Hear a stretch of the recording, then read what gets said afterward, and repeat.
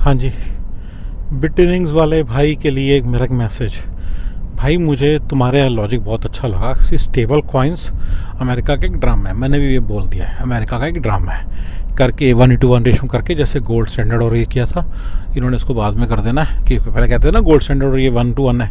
जब लोगों के हाथ में पहुंच जाएगा कोई ना कोई इसका छोटा मोटा बेनिफिट होगा जिसके कारण लोग इसको उस तरफ जाएंगे।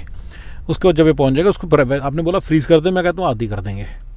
सिर्फ कंट्रोल तो खैर शेयर करेंगे किसी के ऊपर भी, लेकिन ये आधी भी कर देंगे, आधी तो कर ही देंगे इसकी वैल्यू। तो इनका जो सारा पैसा है इनका डबल हो गया बेसिकली, राइट। चलो ये तो हो गया, ठीक है ना। तो लेकिन इससे मुझे बताओ कि इस पूरी चीज़ में आप बिटकॉइन का यूज़ केस कैसे बनाते हो कि बिटकॉइन ऊपर चला जाएगा, इथेरियम ऊपर चला जाएगा, ये आप क्यों कहते हो? आप कहते मतलब आप जानते ही हो कि बिटकॉइन जो है उसको अमेरिका के पास बिटकॉइन रिजर्व है, तो आप उसका क्या कहना चाहते हो? जब बिटकॉइन रिजर्व है तो दैट मीन्स अमेरिका इंटरेस्टेड है उसकी वैल्यू ऊपर जाने में। अमेरिका के पास बहुत कुछ ऐसा था, तो हमें लैंड है बहुत सारी, अमेरिका के पास फेडरल लैंड है बहुत सारी, ट्रिलियंस ऑफ डॉलर्स की, राइट। अमेरिका पास बहुत सारी चीज़ें हैं, अमेरिका पास तो पता नहीं क्या क्या अंदर पड़ा होगा, टेक्नोलॉजी है बहुत सारी।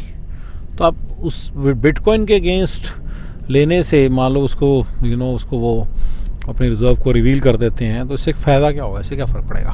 और उसके अगेंस्ट वो मनी डॉलर कर लेते हैं, तो उसके बाद तो जब एक बार पैसे ले लिए उन्होंने बिटकॉइन के अगेंस्ट, फिर तो उनको इंटरेस्ट नहीं रहेगा बिटकॉइन की वैल्यू मेंटेन करके रखें, समझिए। तो ये तो नहीं कोई रीज़न बना।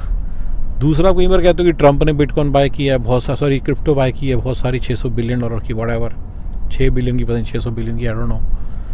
तो वो भी मुझे बताओ कि उससे क्या फ़र्क पड़ता है? तो दुनिया बाय करे जा रही है।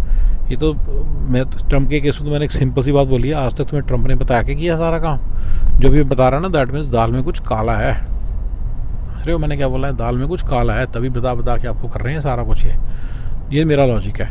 बट आप अपना लॉजिक क्लियर करो। मुझे तो अभी तक समझ ही नहीं आया कि आप कैसे कह रहे हो ये जो सारा कुछ चल रहा है उसमें बिटकॉइन ऊपर जाएगा और ये ऊपर जाएगा और बाकी सारे क्रिप्टो ऊपर जाएंगे।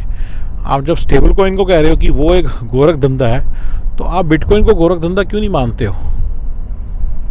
ठीक है, चलो स्टेबल कॉइन तो ये है कि वो यूएसडी के साथ टाइड है, चलो मैं समझ गया, वो नॉट। लेकिन जो तो टेल मी वन थिंग, जो स्टेबल कॉइन है, बाकी जो अनस्टेबल कॉइन है यानी कि जिनका कुछ नहीं पता, जिनमें इतनी फ्लक्चुएशन होती है प्राइसेस में, वो आप कैसे कह रहे हो कि वो स्टे करेगा अपनी जगह पे? मतलब इसका कोई लॉजिक ही नहीं है। तो आप मुझे कोई लॉजिक बताइएंगे ज़रा, थोड़ा सा बताएंगे कि क्यों करेगा? चलिए ठीक है जी, ओके।